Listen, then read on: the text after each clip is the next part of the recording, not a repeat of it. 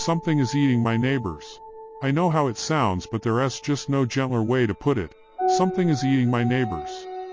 I first noticed it last Tuesday morning when I looked out the window and saw that Luis, the old man in the apartment across the street, wasn't out on his balcony by 7 a.m. Waving to that bald figure with his fluffy bathrobe, coffee cup and newspaper had become part of my morning routine, and his absence bothered me more than I would have imagined. It was as though without me noticing some subtle and sinister change had taken place in my world, throwing it into a disquieting new orbit. The apartment 2 stories above Luis had also gone dark. 2 kids lived there, and they were always up to something. Sticking their drawings to the window, jumping on the beds, or singing into a child-sized plastic karaoke machine. Now, however, there was nothing but blackness in their rooms, and an ominous breeze seemed to blow through their white curtains. Even when it rained on Wednesday and Thursday, no one bothered to close the windows. Worse still, when I rang Luis to check on him, with no answer of course, I saw that his mailbox was stuffed full of mail and newspapers. Luis was so meticulous I could have set my watch by him. There was no way he would have left without putting a hold on his precious daily news. Even so, I didn't really start to worry until the noise upstairs came to a sudden stop. The 20-something couple in that unit had a very active lifestyle, getting up early, working out in the middle of the day, and hosting parties late into the night. From the sound of it, they also had a very healthy relationship. Lately, however, there's been nothing but silence. If I hadn't started working remotely, I doubt I would have paid attention to any of this. But now that I am trapped in my apartment with nothing but time, these little differences become all the more clear. They make me remember things that at the moment didn't seem important, and also things that I prefer to forget. There are a lot of apartment buildings on this street.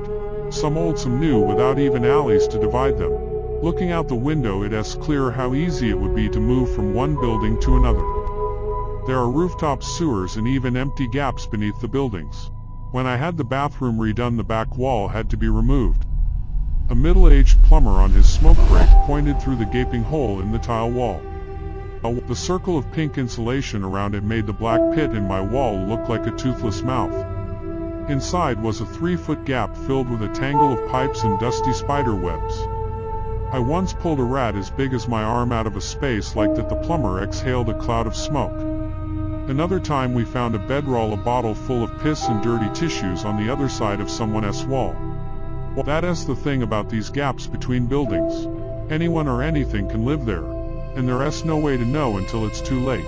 At the time, I thought the about to retire plumber, him, was just having a laugh at the expense of the remote working yuppie, me, who could stick 2 pipes together to save his life. But as more and more apartments around me fell into a dark, dead silence, I wasn't so sure. They could all be on vacation. I used to enjoy taking showers at night, but lately I've found myself pressing my ear to the wet tile wall, listening for sounds behind the wall or inside the pipes. And when I dream pipes, and when I dream pipes, and when I dream pipes, and when I dream pipes, and when I dream millions of people live in this city, all strangers to one another, and if one person or even an entire family went missing, how long would it take anyone to notice? If several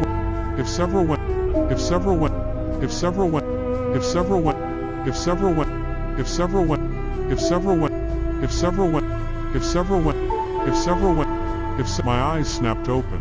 I lay in the darkness, heart thundering and paralyzed with fright, as something heavy was dragged across the floor of the apartment beneath mine. I finally mustered the courage to get out of bed and investigate, but by then it was too late.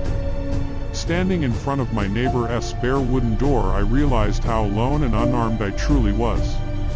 "Ani?" I whispered my downstairs neighbor's name, but there was no response. A few hours later, after the sun came up this time, I tried again. I was about to give up when I remembered that I watered Ani's plants for a month while she was on vacation. She told me to keep the spare key. It was probably still in my kitchen drawer. I knocked, rang, and made every other sound I could think of before entering her apartment. I knew full well that what I was doing was probably illegal and definitely an invasion of privacy. Ani's apartment smelled faintly of marijuana and mint oil, just as I remembered, but I could shake the feeling that there was another odor hiding under those familiar scents, something familiar scents. The blinds were drawn and flies buzzed around a half-eaten bowl of soup on the kitchen table. A knocked-over chair lay on the floor beside it. Ani? I tried again. My neighbor's jackets and shoes were all in their places. Water dripped from the washcloth in her shower. It was like she had never left the apartment, and yet my eyes were drawn to the large ventilation shaft in the bathroom wall.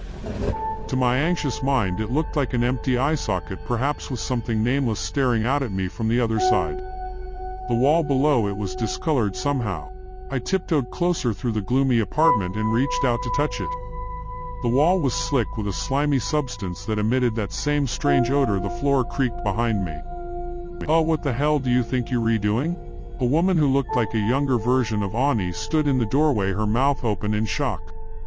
Amy's sister Ellen. Asterisk, she was already dialing the cops. I looked down at the flashlight in my left hand and the hammer in my right. I can explain, I pleaded. I was just looking for Amy. I heard a weird noise last night, and then when she didn't answer the door, I thought my voice trailed off. Ellen glared at me skeptically with her thumb frozen above the call button. With one hand on her hip, she slowly lowered her phone. You touch anything? Ellen asked. What? No. I just good. I was supposed to meet Amy for lunch, but she never showed. And my sister would die before she'd miss an appointment. I hoped not, but given the circumstances, I kept my mouth shut. Ellen opened the blinds and rummaged through her sister's things while I did my best to describe what I heard. I don't get it. Ellen frowned. Her wallet, phone keys, they all here.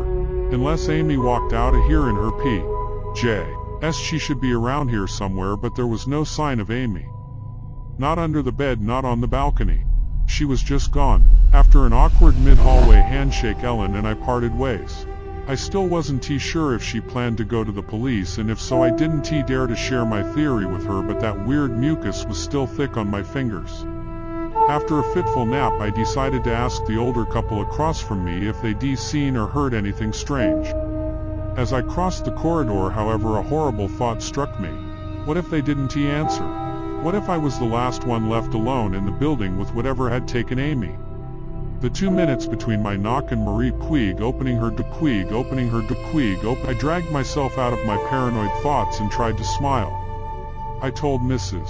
Puig that I'd heard some disturbing things lately and asked if we could speak somewhere private. She motioned me inside and put a kettle on. Her husband had gone out but would be back shortly. In Mrs.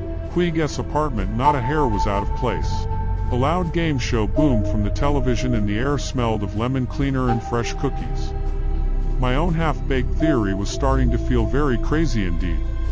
I stammered through a short version of Amy's disappearance and asked if Marie Puig had noticed anything unusual lately. Not since I let my hearing aid go. Mrs. Puig laughed. You'll have to forgive me, but I can barely hear anything at all. I've got an appointment to get a new one next week. Things just aren't made like they used to be. When was the last time you saw Amy? Yesterday night. She was arguing with some man on the phone. Mrs. Puig leaned in close. In situations like this, it's always the boyfriend. Trust me. Disappointed, I returned to my apartment and tried to lose myself in the mountain of unanswered emails and incomplete tasks that awaited me. The sun had set by the time I finally logged off exhausted. I was on my way to the shower when I looked up and realized for the first time that all the units in my building had the same oversized ventilation shaft. I reached out my hand to touch the wall below it, and when I took my fingers away, they were coated in a familiar-smelling slime. I went to the gym to shower.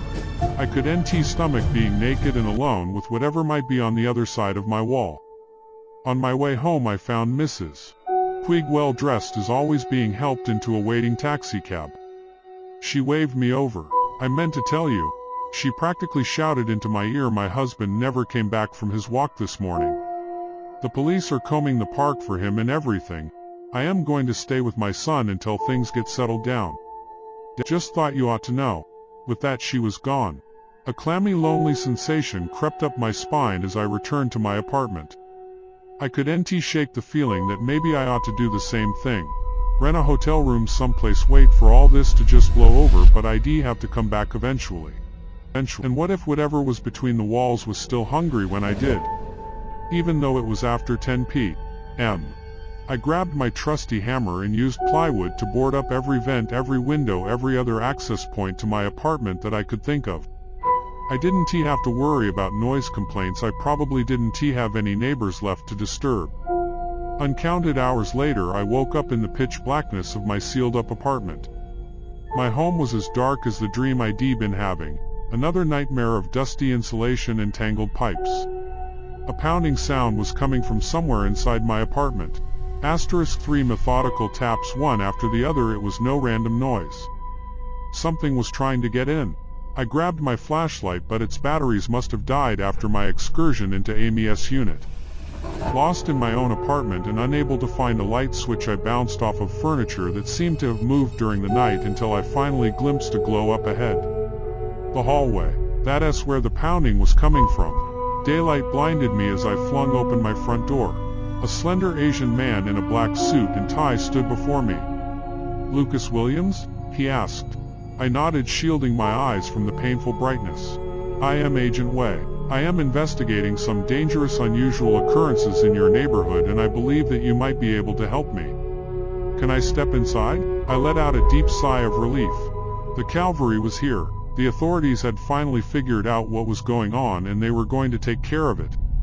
In retrospect, I probably should have looked more closely at Agent Wei's badge. I should have asked him for a warrant or spoken to him outside. But at the time I was so thrilled to find out that I wasn't crazy that I welcomed the young man with open arms. I flicked on the lights, embarrassed by the boarded-up, chaotic mess of my apartment. Agent Wei, however, seemed to take it in stride. "As I am sure you've noticed, Lucas, there have been a number of disappearances in this area." I nodded vigorously. "As part of our investigation, we re-asking the residents of buildings on these streets to permit us to temporarily install motion-activated cameras in their apartment. These cameras will alert us to the presence of any intruder in your unit and allow us to respond immediately." I frowned. This was unexpected. I wanted to help, but still cameras? Watching me all the time? "Please, Lucas, help us to help you." Of course, in the end I agreed. With his slick black suit and sidearm, Agent Wei seemed trustworthy, and besides, what choice did I have if I wanted my life to go back to normal? After Agent Wei installed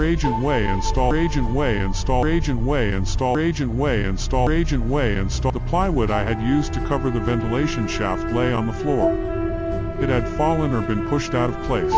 Although I should have known better, I replaced the batteries in my flashlight, mounted a stool, and stuck my head into the ventilation shaft. The dark, narrow space was about the size of my head, and it was difficult to look around. At first I saw nothing but dust, but then I caught sight of the man-sized trail of slime that slithered off into the darkness.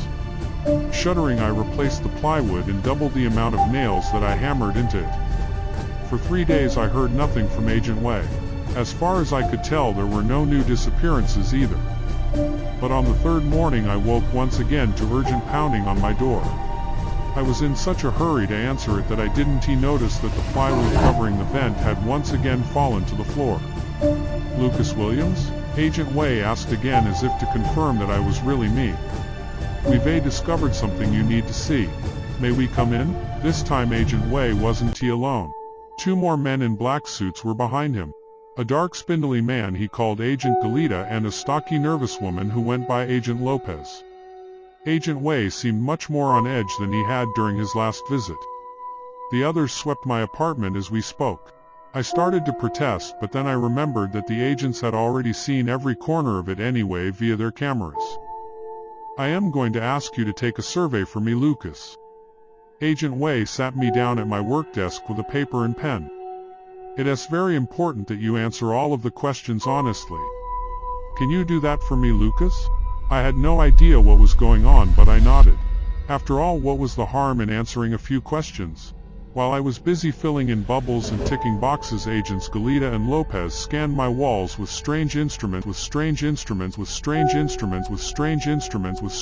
Although I strained my ears to their limit, I wasn't able to eavesdrop on the hushed conversation between them. Besides, I was struggling with some of the questions. As I answered them, unsettling patterns seemed to emerge, but I couldn't put my finger on exactly what it was. "How long have you lived in this unit? When was the last?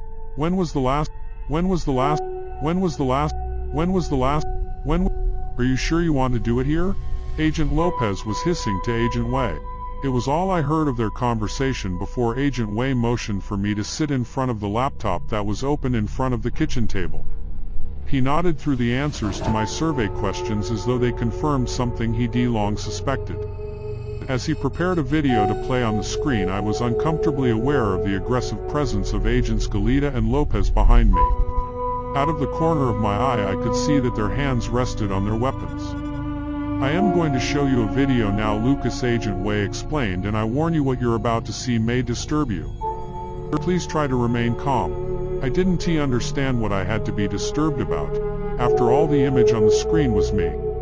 Asterisk, it was a night vision recording of my bedroom captured by the cameras Agent Wei had installed. He fast-forwarded through several hours of me sleeping, tossing and turning in bed, and then in the recording I watched my left leg suddenly stuck out rigidly beneath the sheets. It seemed to extend somehow, followed by my right. My hands pawed at my bedroom wall as my arms and fingers stretched, almost doubling in length.